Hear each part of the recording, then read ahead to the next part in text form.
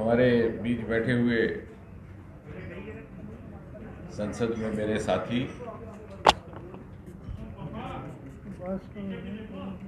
लोकसभा में आपके लोकप्रिय प्रतिनिधि जिनका अभी आपने संबोधन सुना, ऐसे हमारे श्री जुगल किशोर शर्मा जी,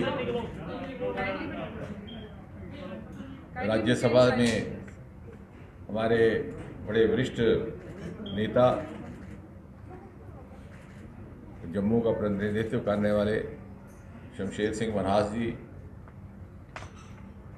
उपराज्यपाल के सलाहकार के शर्मा जी, मंच पर आसीन हमारे प्रिंसिपल सेक्रेटरी नवीन चौधरी जी, जम्मू के महापौर चंद्रमोहन गुप्ता जी, उप महापौर बहन पूर्णिमा जी, किसान मोर्चा के अध्यक्ष ओमी खजूरिया जी,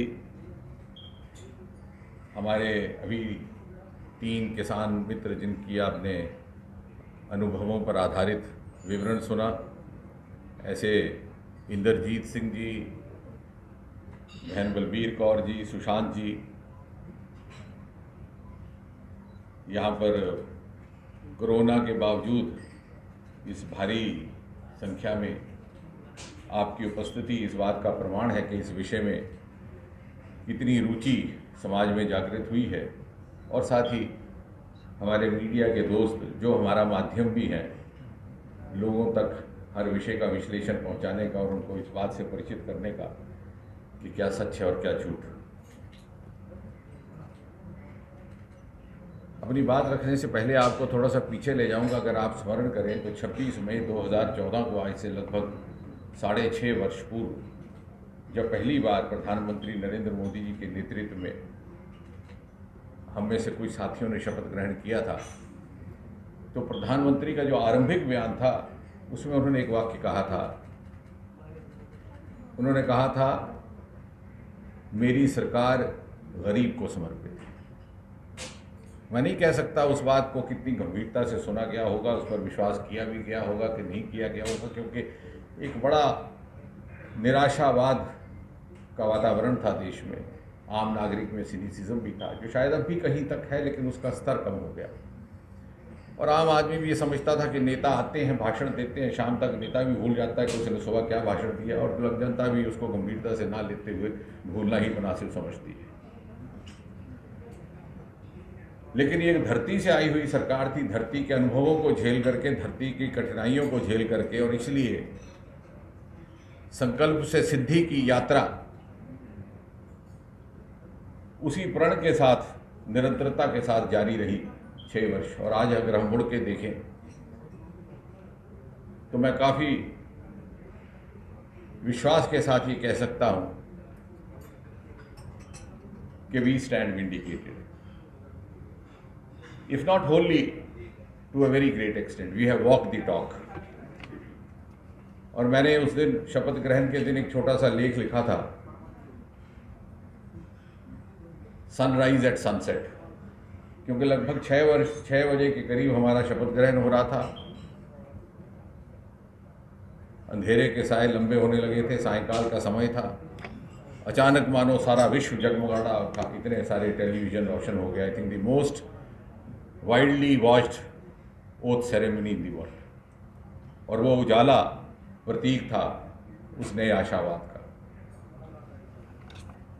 पिछले 6-6.5 वर्षों में मोदी जी को काम करते हुए, उनकी कार्यशैली का अनुभव करते हुए उनको करीब से देखने का मौका मिला, जो अपने में एक सौभाग्य है, जो हर व्यक्ति के हिस्से में नहीं आता। और इसलिए यदि आप किसी वैज्ञानिक आधार पर किसी सरकार का विश्लेषण करें, उसके कारकर्दगी का लेखा जोखा करें, तो मैं समझता हूँ मोटे तौर पर 2 पैमाने रहेंगे, एक तो नीयत और दूसरी नीति। और ये जो नीयत है, इसका जो अंततः विश्लेषण है वो क्यूमुलेटिव होता है कि किस प्रकार का आपका रिकॉर्ड रहा। यदि मोदी जी ने ये कहा था कि ये सरकार गरीब को समर्पित है, तो आप स्मरण कीजिए, क्योंकि वैज्ञानिक युग है और बिना प्रमाण के बात करना मुनासिब भी नहीं। एक के बाद एक जितने निर्णय लिए गए वो समाज के उन वर्गों की चिंता करके लिए गए जो कहीं ना कहीं पिछड़ गए थे भारत की इस विकास यात्रा में पिछले 70 वर्षों से, जो वंचित थे, जो पीड़ित थे, जो शोषित थे, जो कमज़ोर रह गए थे, जो राजनीतिक प्राथमिकताओं से छूट गए थे। और इस तरह से एक नई कार्य संस्कृति को जन्म देने का प्रयास किया गया कि जिस व्यक्ति की जो ज़रूरत होगी उस तक पहुंचा जाएगा, ना कि किसी और प्राथमिकता से, ना किसी और भेदभाव से या पक्षपात से। और मोदी जी ने कहा कि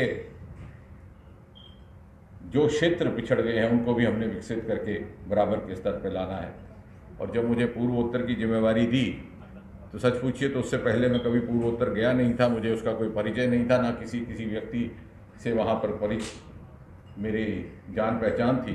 लेकिन प्रधानमंत्री का ये कहना था कि हमने पूर्वोत्तर को उसी स्तर पर खड़ा करना है जिस प्रकार के बाकी के विकसित राज्य हैं, क्योंकि ये संभव ही नहीं कि एक भुजा बलवान हो और दूसरी कमज़ोर रह जाए और फिर हम ये अपेक्षा करें कि भारत माता का समूचा विकास होगा।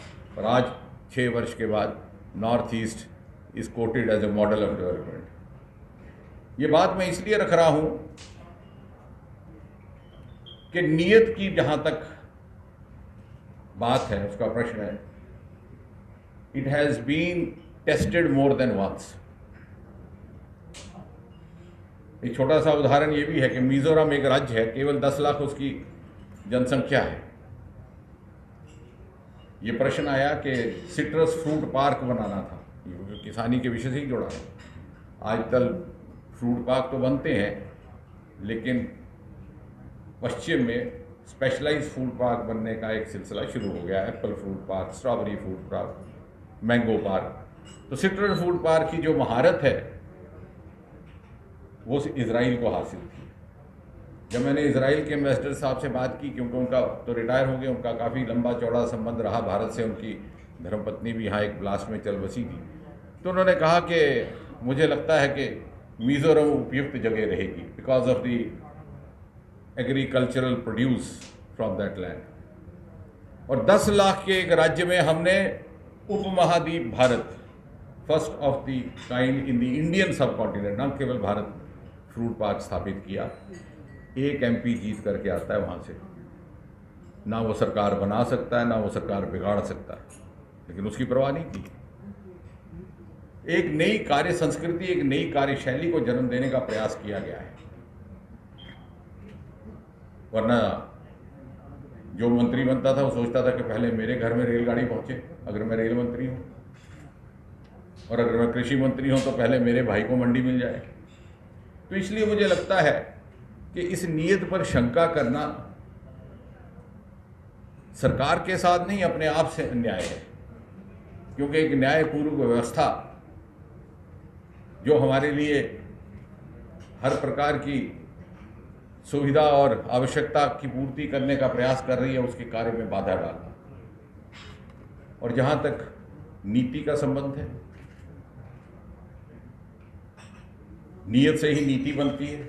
आप गिन करके देख लीजिए, पूरा दिन लग जाएगा। शुरू हुए थे हम जन धन योजना, गरीब कल्याण योजना, प्रधानमंत्री आवास योजना, उज्ज्वला योजना, एक के बाद एक ऐसी योजनाएं जिनमें कोई वोट बैंक की अपेक्षा नहीं थी, किसी चुनाव पर नजर भी नहीं थी, लेकिन ऐसा था एक मन में एक वलवला कि हम तो कभी सोच के आए नहीं थे कि हम सत्ता में बैठेंगे। तो हम तो इसी में खुश थे कि धरना प्रदर्शन करते थे। चंद्रमोहन जी हमारे साथ बैठे हैं, रोज निकलते थे कि आज कहाँ प्रदर्शन करना। ये तो कभी गुमान नहीं था, कल्पना नहीं थी कि सरकारें बनेंगी। लेकिन वो गालिब का शेर है कि कर्ज की पीते थे मैं और समझते थे कि रंग लाएगी मेरी फाका मस्ती रख एक दिन, कि सुबह निकल पड़ते थे कि शाम तक कोई ना कोई इंतजाम कर देगा। और इसलिए कृपा करके मेरी बुद्धिजीवियों से भी ये प्रार्थना है, पत्रकार भाइयों से भी, अब केवल इसलिए कि कोई कुर्सी पर बैठ गया इत्तफाकन तो उसकी आलोचना की जाए। अब देखिए, कुर्सी पर अगर कोई बैठ गया है तो इसका मतलब ये नहीं कि वो योग्य है। हो सकता है आप सब योग्य हैं, अगर मैं प्रधानमंत्री कार्यालय में दूसरी बार निरंतर बैठा हूं तो इसका मतलब यही नहीं कि मैं ही सबसे योग्य हूं, मेरे से सबसे बहुत अधिक दूसरे योग्य होंगे। लेकिन एक व्यवस्था ऐसी है, उस व्यवस्था ने मौके से हमें बिठा दिया। राइट पर्सन राइट प्लेस की बात है। तो ये जो हमारे मन में सिनिसिज्म आ जाता है, कभी कभी वो जेलेसी का भी रूप धारण कर लेता है कि क्यों ना इसकी आलोचना की जाए, इसी में हमारा इंटेलेक्चुअलिज्म है, उससे हमें मुक्ति प्राप्त करनी होती है।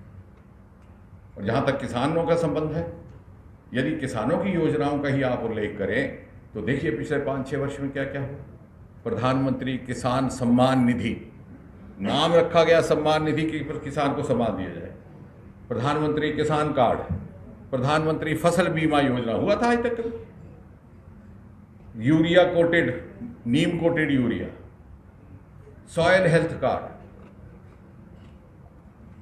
स्पेस टेक्नोलॉजी का पर्याप्त इस्तेमाल अगर किया गया तो इसी सरकार के द्वारा किया गया। 2 दिन ब्रेन स्टॉर्मिंग हमने रखा, इसरो के साइंटिस्ट को बिठाया कृषि विभाग और दूसरे विभागों के अधिकारियों के साथ, ताकि वो ये चर्चा करके वर्कआउट कर सके कि कहाँ कहाँ स्पेस टेक्नोलॉजी का उपयोग हो सकता है, कि मात्र वो रॉकेट भेजने तक ही सीमित नहीं है, वो घर घर तक आज स्पेस टेक्नोलॉजी पहुँच गई।